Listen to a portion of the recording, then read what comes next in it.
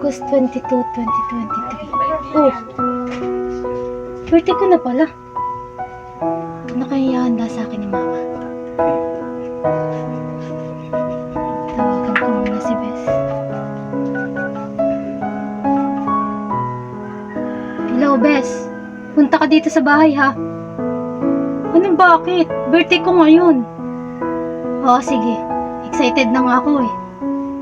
Sige, mamaya na lang. Bye.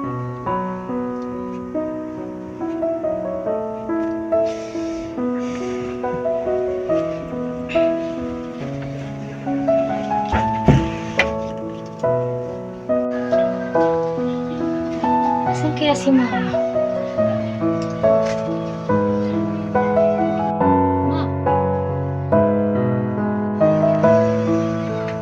Hindi po.